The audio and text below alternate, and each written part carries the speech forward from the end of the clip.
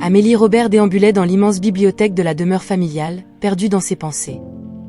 Éduquée dans les meilleures écoles de France, elle arborait l'attitude de quelqu'un qui connaissait bien le monde, mais malgré tout, il y avait une douce rébellion dans ses yeux bleus. La mort prématurée de sa mère avait laissé des traces profondes, et depuis lors, son père, Didier Robert, un nom respecté dans les milieux d'affaires, avait pris le rôle de gardien non seulement de sa fortune, mais de chaque aspect de la vie d'Amélie. Par un après-midi ensoleillé, Didier convoqua Amélie dans son bureau, une pièce qui résumait bien l'homme, imposante et méticuleusement organisée. Didier était derrière son bureau, examinant quelques documents quand elle entra. « Oh Amélie, nous devons discuter de ton avenir », commença Didier, sans lever les yeux des papiers.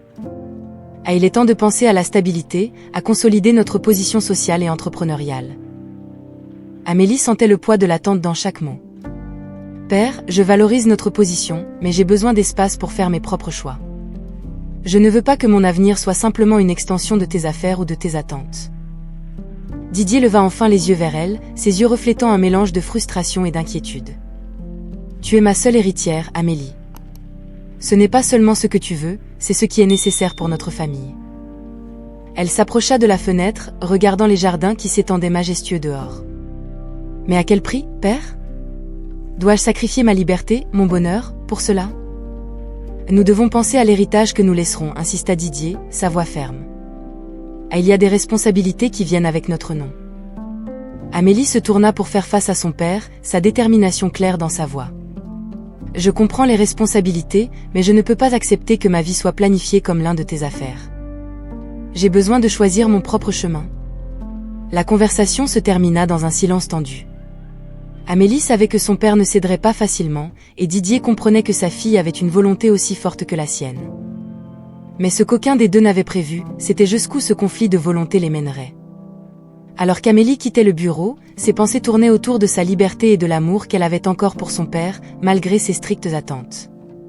Elle savait qu'elle devrait bientôt prendre des décisions qui pourraient changer son destin pour toujours.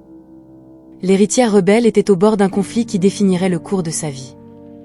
Après la rencontre tendue avec sa fille, Didier Robert se sentait de plus en plus convaincu qu'il devait agir rapidement pour assurer l'avenir de son entreprise et le bien-être d'Amélie. Il savait qu'Amélie appréciait sa liberté, mais il comprenait aussi que les grandes affaires exigeaient des sacrifices et des alliances stratégiques. Dans son esprit, il n'y avait pas de meilleure alliance qu'un mariage bien planifié avec une famille influente dans le monde des affaires. Benjamin Lefebvre, héritier de l'une des familles d'entreprises les plus puissantes de France, semblait être le choix parfait. En plus d'être un jeune homme intelligent et bien éduqué, l'union entre Benjamin et Amélie consoliderait un partenariat commercial bénéfique pour les deux parties pendant des décennies. Avec cette pensée, Didier prit le téléphone et composa le numéro d'André Lefebvre, le patriarche de la famille Lefebvre, pour discuter de sa proposition. « Et bonsoir, André. J'espère que tout va bien pour toi. J'ai une proposition qui pourrait t'intéresser, ainsi que moi, concernant nos enfants et l'avenir de nos entreprises, » déclara Didier, allant droit au but. André, un homme d'affaires astucieux et perspicace, saisit immédiatement les implications de la proposition. « Et je t'écoute, Didier. » Continue, répondit-il avec intérêt. Après avoir expliqué son plan et assuré les bénéfices mutuels, les deux hommes convinrent d'organiser un dîner pour célébrer et annoncer les fiançailles d'Amélie et Benjamin. Tout fut soigneusement planifié, du choix du menu à la liste des invités, qui comprenait des personnalités importantes du monde des affaires et de la société. Pendant ce temps, dans son vaste salon, Didier vérifiait les derniers détails de l'événement. Convaincu qu'il faisait le meilleur choix pour sa fille, même s'il savait qu'elle ne verrait peut-être pas les choses de la même manière, il décida de garder les plans secrets jusqu'au dernier moment possible, pour éviter les confrontations inutiles. Chaque invitation fut scellée et envoyée avec l'élégance que l'occasion exigeait. Didier observa les enveloppes empilées sur la table, chacune portant la promesse d'un avenir prospère. Au fond de lui, il ressentait une pointe de culpabilité de ne pas inclure Amélie dans la planification, mais il croyait fermement qu'avec le temps, elle comprendrait et accepterait sa décision. Le soleil se couchait sur la ville, projetant une lueur dorée à travers les fenêtres du bureau de Didier. Il savait que les prochains jours seraient cruciaux. Alors qu'il contemplait l'horizon, Didier se sentait tel un capitaine sur le point de naviguer dans des eaux agitées, confiant dans sa trajectoire mais conscient des défis à venir. La soirée du dîner était arrivée, et la demeure des Robert était impeccablement préparée pour accueillir les invités. Des lumières douces éclairaient les salons élégants, et la musique classique emplissait l'air, créant une atmosphère de célébration et de sophistication. Amélie, vêtue d'une élégante robe de soie bleue, se mêlait aux invités avec un sourire forcé, ignorant encore le véritable but de la soirée. Didier, quant à lui, arborait une posture confiante, saluant les invités avec l'autorité d'un hôte habitué aux grands événements. Entre poignées de main et sourires, il observait Amélie interagir avec les invités, attendant le moment propice pour faire sa grande annonce. Au fur et à mesure que le dîner avançait, les plats raffinés étaient servis les uns après les autres, et les conversations autour des tables tournaient autour des affaires et de la politique. Amélie, assise aux côtés de Benjamin Lefebvre, commençait à ressentir une étrange tension dans l'air, remarquant les regards échangés entre son père et les Lefebvre qui suggéraient quelque chose de plus qu'un simple dîner social. Finalement, Didier se leva, tapant légèrement sur son verre en cristal pour attirer l'attention des invités. Le salon se tut, et tous les regards se tournèrent vers lui. « Chers amis et estimés collègues », commença Didier, sa voix emplie de fierté. « C'est avec grand plaisir que j'annonce une union qui symbolisera non seulement la fusion de deux puissantes familles d'affaires, mais aussi le début d'une nouvelle ère pour nos entreprises. » Amélie, réalisant ce qui se passait, sentit son cœur s'accélérer. « Père, que veux-tu dire » interrompit-elle, sa voix tremblant de surprise et de colère. Didier, ignorant les protestations d'Amélie, continua « Aujourd'hui, c'est avec grand honneur que je vous annonce les fiançailles de ma chère fille, Amélie, avec Benjamin Lefebvre. » Le salon éclata en applaudissements, mais Amélie resta pétrifiée, se sentant trahie et manipulée. « Oh non » dit-elle fermement, se levant. « Cela ne se passe pas. Je n'ai rien accepté de tout ça. » Benjamin la regarda, surpris et confus, tandis que les invités chuchotaient entre eux, témoins de la scène inattendue. « Oh Amélie, s'il te plaît, parlons-en en privé » essaya de la retenir Didier en saisissant son bras, mais elle se dégagea. « Et il n'y a rien à discuter, père » s'exclama Amélie, sa voix haute et claire. « Tu ne peux pas contrôler ma vie de cette façon. Je ne suis pas un pion dans tes jeux d'affaires. » Sans attendre de réponse, elle se tourna et se dirigea rapidement vers la sortie, laissant le salon dans un silence stupéfait.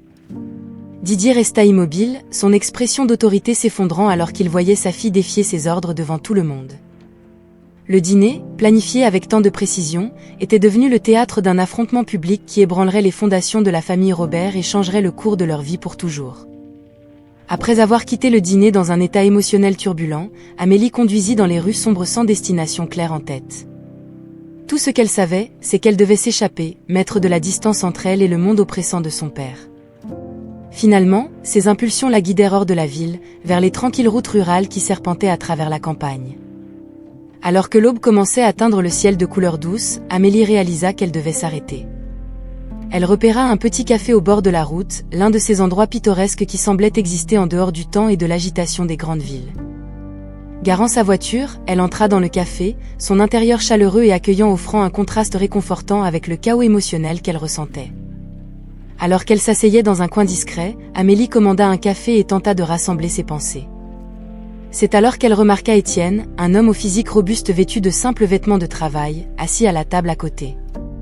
Son visage portait les marques d'une vie en plein air, et malgré son expression sereine, il y avait une tristesse dans ses yeux qu'Amélie reconnut instantanément, la tristesse de quelqu'un qui avait subi des pertes profondes. Étienne remarqua la jeune femme clairement hors de place dans sa robe de soirée et avec une expression de préoccupation. Sensible à sa détresse, il décida d'engager la conversation. « Pas facile de commencer la journée sans un bon café, n'est-ce pas ?» dit-il, esquissant un sourire doux. Amélie lui rendit le sourire, reconnaissante pour ce geste d'amitié. « Eh oui, surtout aujourd'hui » répondit-elle, laissant la conversation suivre son cours naturel. Alors qu'il parlait, Amélie découvrit qu'Étienne était un chauffeur de tracteur local, ayant perdu son père dans un tragique accident de travail. La simplicité de sa vie, si éloignée de la complexité du monde d'Amélie, l'attirait d'une manière qu'elle n'avait pas anticipée. Alors que le café commençait à se remplir avec les premiers clients de la journée, Amélie se sentait de plus en plus à l'aise avec Étienne. Leur conversation révélait non seulement les contrastes dans leur vie, mais aussi un lien émotionnel étonnamment fort. Étienne, avec son calme et sa présence terre-à-terre, offrait un refuge contre le contrôle étouffant de son père. La rencontre, qui avait commencé comme un simple petit déjeuner, s'était étendue sur des heures, tandis qu'ils partageaient des histoires de leur vie et des visions du monde. Pour Amélie, parler avec Étienne était comme respirer de l'air frais après avoir été submergée. La simplicité de sa compagnie et la sincérité de ses mots offraient un contraste frappant avec la manipulation et les exigences de son ancien monde. À la fin de la rencontre, il était clair que ce ne serait pas leur dernière. Amélie sentait qu'avec Étienne à ses côtés, elle pourrait trouver la force de construire une nouvelle vie, une vie où elle pourrait être vraiment libre. Et ainsi, dans ce petit café rural, Amélie trouva non seulement un refuge, mais aussi la promesse de renouveau et peut-être, contre toute attente, d'amour. Après cette rencontre inattendue avec Étienne, Amélie commença sérieusement à envisager les possibilités d'une vie loin de l'influence de son père.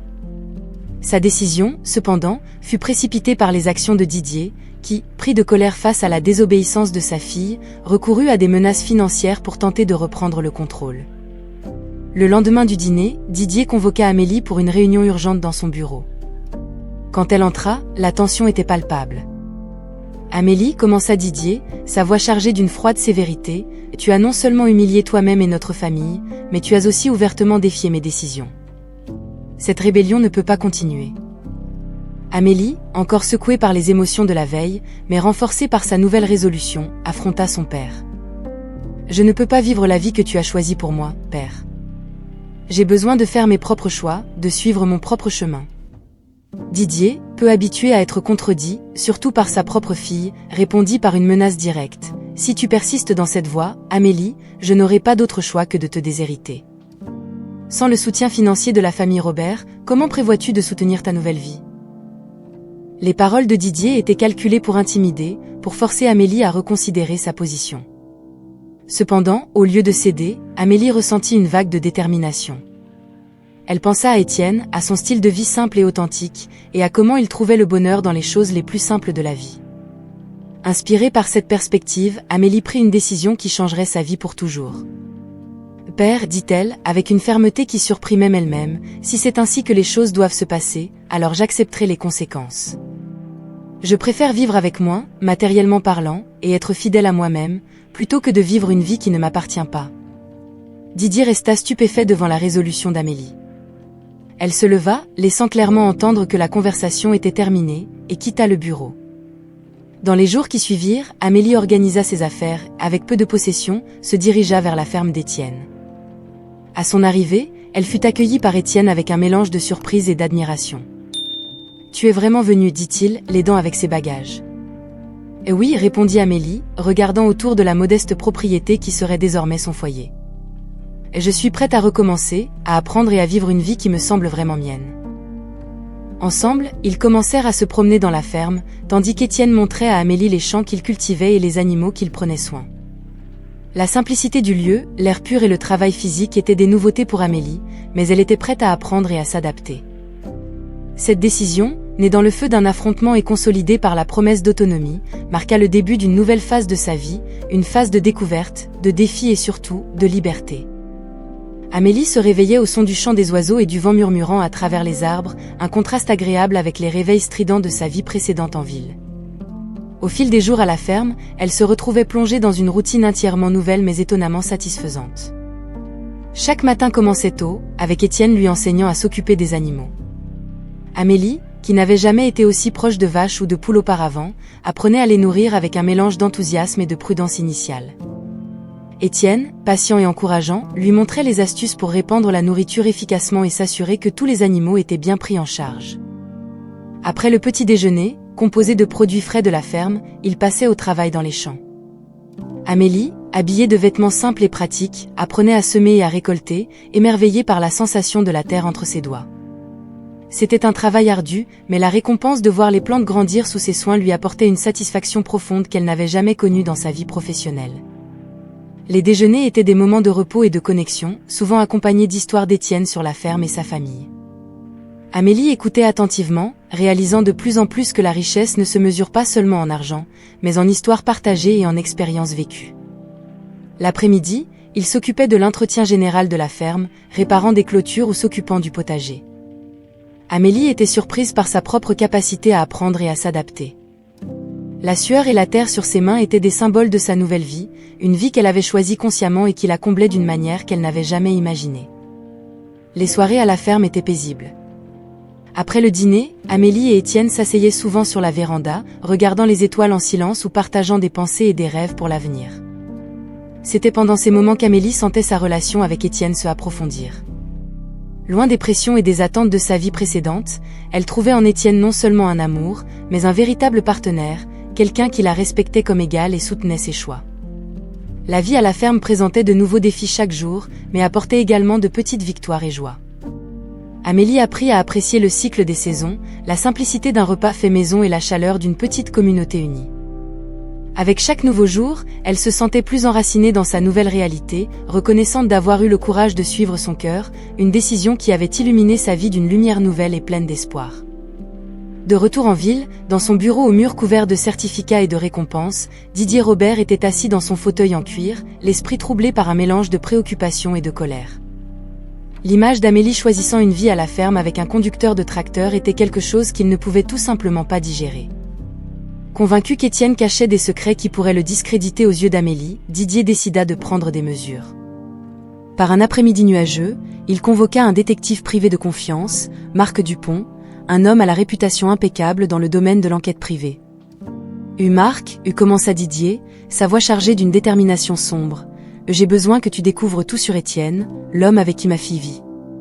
Je veux savoir d'où il vient, ce qu'il fait et tous les détails qui pourraient être utilisés pour la ramener. Marc, habitué aux caprices des riches et puissants, acquiesça sans émotion. Est compris, monsieur Robert. Je commencerai immédiatement et vous informerai de toute information pertinente que je trouverai. Avec cela, Marc partit pour le petit village où Étienne résidait. Armé de caméras discrètes, d'enregistreurs et d'une variété d'outils numériques, il commença par interroger discrètement les habitants locaux, prétendant mener une enquête sur la vie rurale. Les réponses qu'il reçut, cependant, furent toutes étonnamment positives. Étienne était bien vu dans la communauté, connu pour son honnêteté et son travail acharné. Frustré par l'absence de scandale ou de secrets sombres, Marc décida alors d'examiner le passé d'Étienne. Après quelques jours de recherche intensive et quelques voyages dans les archives publiques et les anciennes adresses, Marc se retrouvait toujours sans aucune information compromettante. Étienne, selon toute vraisemblance, était exactement qui il semblait être, un homme simple, sans passé trouble ni secret caché. Marc rapporta ses découvertes à Didier, qui accueillit les nouvelles avec un mélange de déception et de colère croissante.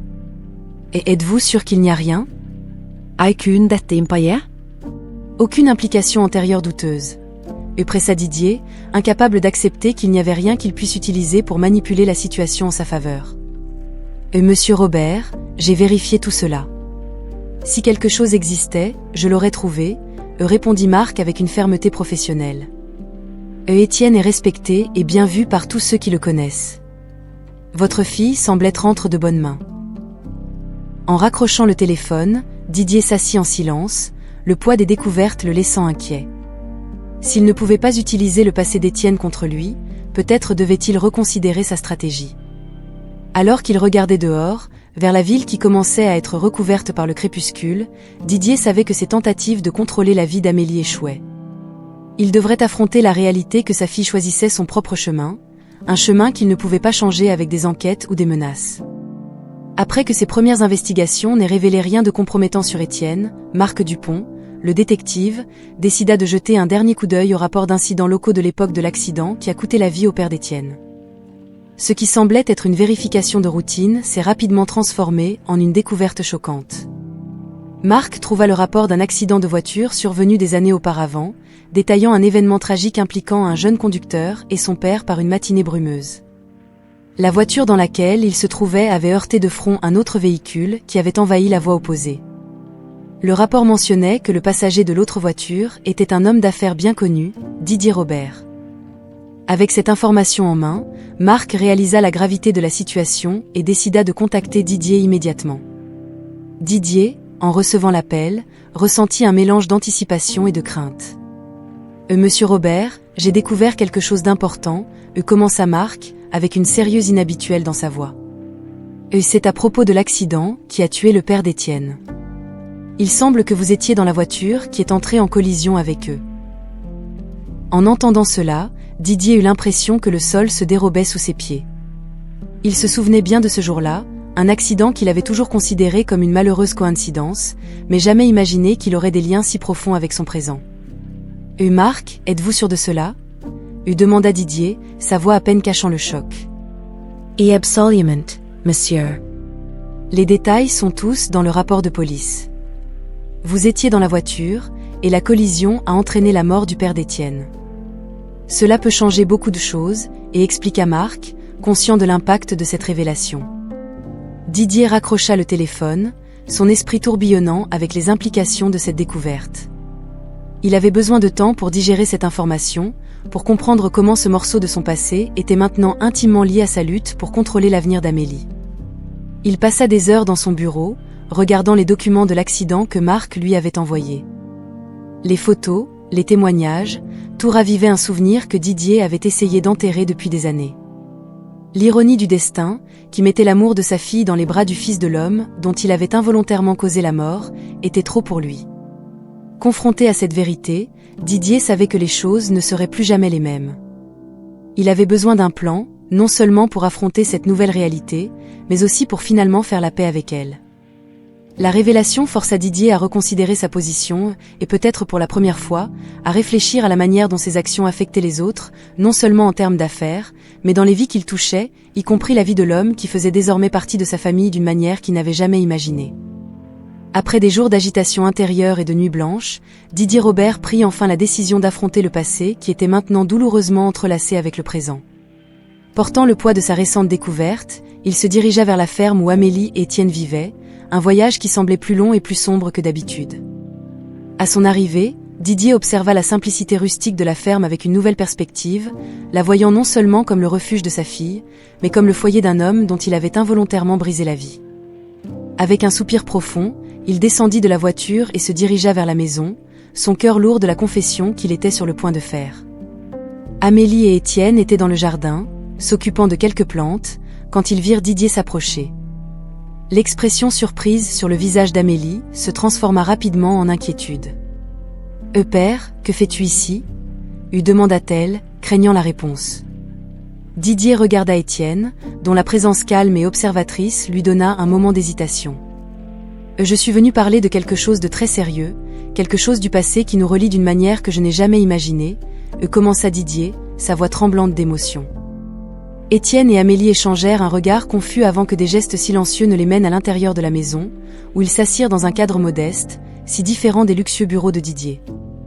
Avec difficulté, Didier révéla la vérité sur l'accident qui avait tué le père d'Étienne, expliquant qu'il était dans la voiture qui avait causé la tragédie. « J'étais là, Étienne. Pas directement impliqué, mais là, dans la voiture qui est entrée en collision avec celle de ton père. »« Yeah. Je suis désolée. Il n'y a pas de mots pour exprimer le remords que je ressens. » Amélie observait la scène avec le cœur serré, inquiète de la réaction d'Étienne. Cependant, ce qui suivit fut un témoignage du caractère et de la compréhension d'Étienne. Il regarda profondément Didier, absorbant les mots lourds qui flottaient dans l'air. « Monsieur Robert, je sais que vous n'avez pas eu l'intention de causer cet accident. La vie nous apporte ces moments terribles, non pas comme punition, mais comme épreuve, déclara Étienne, sa voix calme mais empreinte d'une émotion contenue. J'ai pardonné ce jour-là depuis longtemps. Ressentir du ressentiment ne ramène personne, cela nous empêche juste d'avancer. » Didier, entendant les paroles de pardon d'Étienne, ressentit une vague de soulagement et de gratitude mêlée à une douleur profonde. C'était plus que ce qu'il espérait, plus que ce qu'il sentait mériter. Amélie, émue, s'approcha des deux hommes, posant une main sur chacun. « Peut-être pouvons-nous maintenant commencer à guérir, non seulement en tant que famille, mais aussi des blessures du passé qui nous ont amenés jusqu'ici. » Ce moment dans le modeste salon de la ferme marqua un nouveau commencement. Pour Didier, c'était un pas vers la rédemption. Pour Étienne, une confirmation de sa résilience et de sa capacité à pardonner. Et pour Amélie, l'espoir qu'en dépit des erreurs et des douleurs du passé, l'avenir pourrait être construit sur la compréhension et l'amour. Le pardon sincère d'Étienne et la compréhension démontrée par Amélie avaient ouvert un nouveau chapitre dans la vie de Didier Robert. La visite à la ferme, initialement chargée de tension et de culpabilité, s'était transformée en un moment de catharsis et de renouveau pour tous les concernés. Abandonnant les conflits et les manipulations du passé, Didier commença à voir le monde et sa famille sous un nouveau jour. Avec la nouvelle qu'Amélie attendait un enfant, l'arrivée imminente de son petit-fils remplit Didier d'une joie et d'un but qu'il n'avait pas ressenti depuis longtemps. Déterminé à réparer les erreurs du passé et à construire une relation basée sur le soutien et l'amour, Didier commença à rendre visite régulièrement à la ferme, de plus en plus impliqué dans la vie d'Amélie et d'Étienne. Par un après-midi ensoleillé, Alors qu'il se promenait dans la ferme avec Étienne, Didier exprima son engagement renouvelé. « Hé Étienne, je veux que tu saches que je suis là pour vous soutenir de toutes les manières possibles. Je ne veux pas que vous manquiez de quoi que ce soit, ni à toi ni au bébé à venir. Je suis prêt à aider avec tout ce qui est nécessaire pour assurer le bien-être de ma fille et de mon futur petit-fils. » Étienne, reconnaissant la sincérité des paroles de Didier, accepta l'offre avec gratitude. « Monsieur Robert, je vous remercie pour votre soutien. Amélie et moi sommes déterminés à élever notre enfant dans cet environnement calme et aimant. Savoir que nous pouvons compter sur vous signifie beaucoup pour nous. » À mesure que les mois passaient, Didier, qui autrefois regardait la ferme et le mode de vie rural avec une certaine distance et dédain, commençait à apprécier la paix et la simplicité que cet environnement offrait. Il s'impliquait dans des projets pour améliorer l'infrastructure de la ferme, apportant des innovations qui ne compromettaient pas l'intégrité du style de vie rural, mais qui facilitaient le travail quotidien d'Étienne et d'Amélie. Amélie observait avec tendresse la transformation de son père. L'homme qui autrefois insistait pour contrôler chaque aspect de sa vie prenait désormais plaisir à jouer avec les animaux et à discuter des projets pour la ferme avec Étienne, respectant ses décisions et apprenant de sa sagesse pratique. La maison de la ferme, autrefois un symbole de fuite et d'indépendance pour Amélie, était devenue un lieu de réunion familiale, où rires et plans pour l'avenir étaient partagés autour de la table de la cuisine. Didier, Amélie et Étienne avaient trouvé un équilibre sain de respect mutuel et de soutien, redéfinissant les liens qui les unissaient. À la veille de la naissance du bébé, Didier s'assit aux côtés d'Amélie, tenant sa main tandis qu'il contemplait le coucher du soleil. « Amélie, je n'aurais jamais pensé apprendre autant de toi et d'Étienne. Vous m'avez montré la véritable signification de la famille et de l'amour. Je suis reconnaissant pour chaque instant. » Amélie Sourit, Emu. Papa, t'avoir à nos côtés, te voir changer et accepter notre vie ici, nous procure plus de joie que tu ne peux l'imaginer. Nous sommes impatients de voir notre famille s'agrandir, en sachant que tu es avec nous. La réconciliation et les changements dans la dynamique familiale avaient guéri de vieilles blessures et créé de nouvelles possibilités pour tous. Didier, autrefois un homme d'affaires strict et contrôlant, célébrait désormais la vie de façon qu'il n'avait jamais imaginée, embrassant la simplicité et l'amour que la ferme et sa famille élargie lui offraient. Alors que la date prévue pour la naissance du bébé approchait, la ferme se transformait. Sous la direction de Didier, dont l'enthousiasme rajeuni par le projet familial était palpable, des améliorations significatives étaient apportées pour assurer que la propriété soit prête à accueillir la nouvelle génération. Étienne et Amélie, avec Didier, planifiaient soigneusement l'agrandissement de la maison principale, ajoutant une nurserie et une chambre d'amis. Didier engagea des artisans locaux pour les travaux, soulignant l'importance de conserver le caractère rustique de la ferme, tout en incorporant des modernités qui garantiraient le confort et la sécurité pour l'enfant et la mère. En plus des rénovations dans la maison, Didier investissait dans des équipements modernes pour la gestion de la ferme, réduisant ainsi la charge de travail physique et permettant à Étienne de passer plus de temps avec sa famille qui s'agrandissait. Des tracteurs plus efficaces et des systèmes d'irrigation automatisés étaient introduits, modernisant la ferme sans compromettre son essence. De son côté, Amélie se plongeait dans les préparatifs pour l'arrivée du bébé, décorant la nurserie avec des thèmes de la nature, inspirés par le paysage environnant. Elle participait également activement à la communauté locale, organisant des groupes de soutien pour les mères et les jeunes familles, favorisant un sentiment de communauté et d'appartenance qu'elle valorisait profondément. Didier, observant Amélie dans ses activités, ressentait une admiration croissante pour sa fille. Il reconnaissait désormais que ses tentatives antérieures de contrôler sa vie avaient été mal orientées, et la transformation d'Amélie en une femme indépendante et dévouée était une source de fierté immense. La ferme est devenue un lieu de rassemblement pour la famille et les amis, avec des déjeuners et des dîners fréquents réunissant tout le monde autour de tables garnies de produits cultivés sur place. Lors de ces occasions, Didier tenait à partager des histoires du passé, mais désormais avec une perspective mettant en avant les leçons apprises et la gratitude pour la réconciliation et l'amour familial. Dans un après-midi particulièrement serein, alors que le soleil se couchait en dorant les champs, Étienne et Amélie se promenaient dans la ferme, passant en revue les derniers préparatifs. Didier les accompagnait, tenant dans ses mains de petits souliers de bébé qu'il avait achetés lors d'une de ses rares sorties en ville. Regardez tout ça, Amélie, Étienne, y dit Didier, faisant un geste ample en englobant la ferme revitalisée. Tout est prêt pour accueillir notre petit. Cet endroit, ces terres, ils offrent plus que la subsistance, ils offrent un foyer, une histoire et un avenir. Et je suis reconnaissant d'en faire partie. Amélie sourit à son père, sa main reposant sur le ventre qui montrait maintenant clairement sa grossesse avancée. Et nous aussi, nous sommes reconnaissants, papa. Pour tout. Les préparatifs pour l'avenir à la ferme ne portaient pas seulement sur les améliorations physiques ou l'arrivée d'un nouveau membre de la famille. Ils visaient à construire une fondation d'amour, de respect et de communauté qui soutiendrait les générations futures. À chaque jour qui passait, Didier, Amélie et Étienne tissaient ensemble les fils d'un avenir prometteur, marqué non seulement par la prospérité, mais par la chaleur humaine et la connexion profonde avec la terre et les uns les autres. Le lever du soleil à la ferme apportait, avec lui, un nouveau chapitre dans la vie de la famille Robert.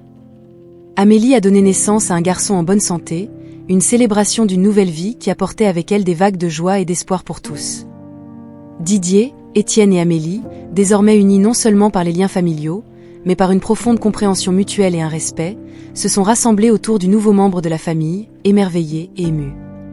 L'accouchement a eu lieu à la ferme, assisté par une sage-femme locale, avec Didier et Étienne soutenant Amélie à chaque instant. Lorsque les pleurs du bébé ont retenti dans la maison, il y a eu un soupir collectif de soulagement et de bonheur. Étienne, les larmes aux yeux, a tenu son fils pour la première fois, le passant délicatement à Amélie, qui l'a enveloppé dans un câlin rempli d'amour. Didier, observant la scène, a ressenti un profond sentiment de rédemption. Les erreurs du passé, les tentatives de contrôle et les conséquences involontaires de ses actions semblaient se dissoudre devant la pureté de ce nouveau départ. Il s'est approché, touchant doucement la main de son petit-fils, ressentant une connexion immédiate et indélébile. Dans les jours qui ont suivi, la ferme était pleine de visiteurs, amis, voisins et membres de la famille venus célébrer la naissance. Didier, toujours un hôte exemplaire, montrait désormais une chaleur et une ouverture que beaucoup n'avaient jamais vues auparavant. Les festivités étaient simples mais pleines de sens, avec de la nourriture préparée à partir des produits de la ferme et des décorations reflétant la joie et l'espoir de l'occasion. Dans un après-midi calme, après le départ de la plupart des invités, Didier marchait dans la ferme, réfléchissant aux changements dans sa vie. Accompagné d'Étienne, qui portait son fils endormi, Didier partageait ses pensées. Voir mon petit-fils dans tes bras, Étienne, voir la famille que tu as créée avec Amélie ici, cela m'a montré la vraie valeur de la vie. Elle ne se mesure pas au succès commercial ou au contrôle, mais au moment que nous partageons et à l'amour que nous donnons et recevons. Étienne, comprenant l'ampleur du voyage de Didier, répondit avec un sourire. Et nous apprenons tous et grandissons ensemble, Didier. Votre présence et votre soutien ont été inestimables. Cet endroit, cette famille, tout est plus fort grâce à vous. Alors que le soleil se couchait, baignant la ferme d'une lumière dorée, Didier ressentit une paix qu'il n'avait pas connue depuis longtemps. L'arrivée de son petit-fils symbolisait non seulement un nouveau départ pour la famille Robert, mais aussi une renaissance pour lui-même, une chance de vivre selon les valeurs d'amour, de pardon et de rédemption qu'il comprenait maintenant comme les véritables piliers d'une vie épanouie. L'histoire de la famille Robert, tissée de défis et d'apprentissage, se fermait sur un cycle de renouveau et d'espoir. Dans chaque sourire partagé, dans chaque étreinte échangée sous le vaste ciel de la ferme, on célébrait plus que l'arrivée d'une nouvelle vie. On célébrait le triomphe de l'amour et de la famille sur les adversités du passé.